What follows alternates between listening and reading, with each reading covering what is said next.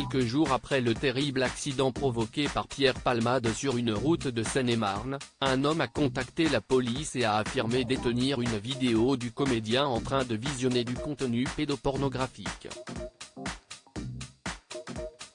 Comme l'avait communiqué le parquet de Paris, une enquête a alors immédiatement été ouverte et confiée à la brigade de protection des mineurs.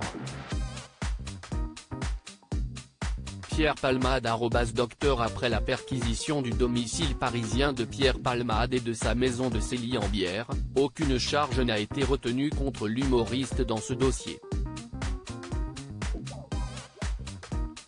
En revanche, les enquêteurs se sont intéressés d'un peu plus près à celui qui est à l'origine de ces investigations, un dénommé Fabien Fleury. Et ce dernier regrette désormais certainement de s'être présenté aux autorités.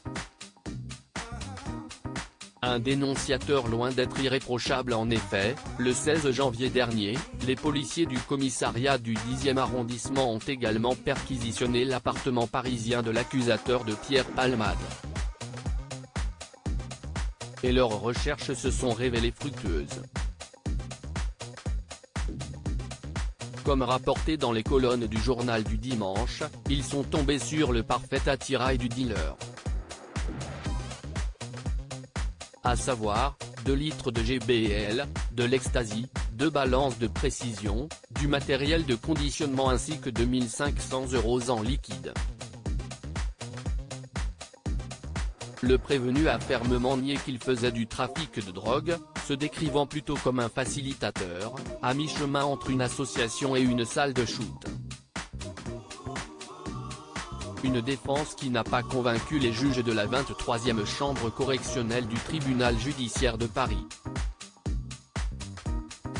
Ce vendredi 17 mars, l'homme de 36 ans a été condamné à 2 ans de prison, dont 1 avec sursis, pour avoir fourni des drogues de synthèse à des consommateurs, dont Pierre Palmade.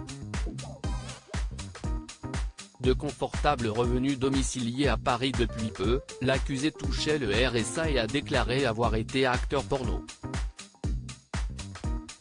Il serait désormais caméraman et percevrait également 150 € par mois pour prêter son image à un sex shop en ligne.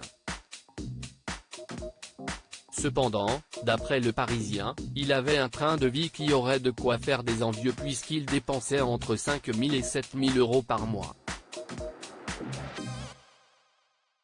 Sans déclarer un centime aux impôts, il gagne sa vie en assurant la communication d'un sex shop, en tournant dans des films pornographiques gays et vend ses services en tant qu'escorte.